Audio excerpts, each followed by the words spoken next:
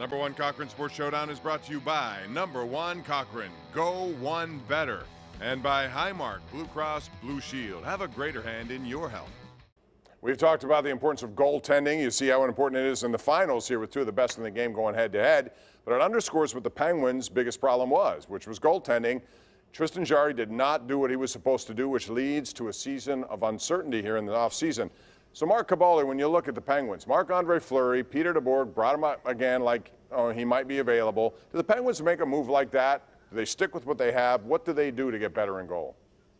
Well, I would contemplate it. I'd make that maybe, possible number 2 option. I don't know if I'd be going into free agency thinking that that's the guy I want to somehow acquire. However, I can see it. I can see him coming back and having a good year or 2 or 3 with the big 3 of the Penguins right now and make one more run at it. I think that's fine, but I think you have to explore other options first, then come back to Fleury if everything else falls through. But you have to make a change goalie.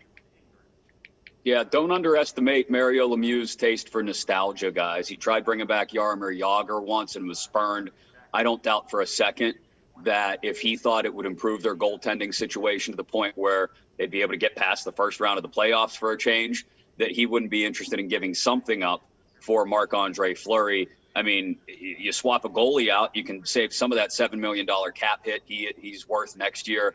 I mean, so financially, it's not really too much of a question. It's just a matter of what other assets are you going to have to give up to Vegas to get Fleury in return.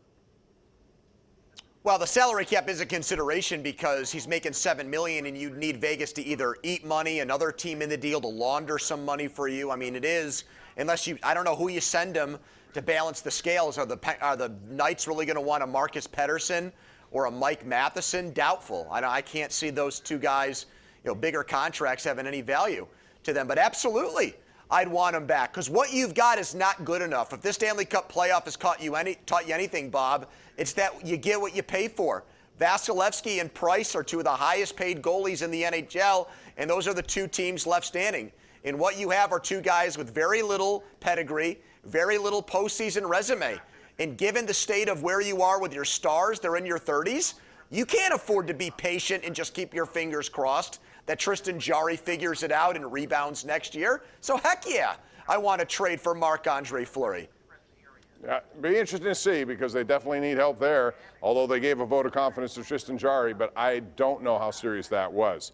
All right, thanks guys for that. I want to remind you guys out there too, a lot of people, have bought vehicles from Number One Cochran over the years, and now it's your turn to sell them a car, and it's really super easy, hassle-free, and you get payment on the spot. The best part is Number One Cochran can pay more for used cars because they sell more used cars. So sell yours entirely online if you'd like at Cochran.com or stop by any store. Number One Cochran buys cars. We'll be right back.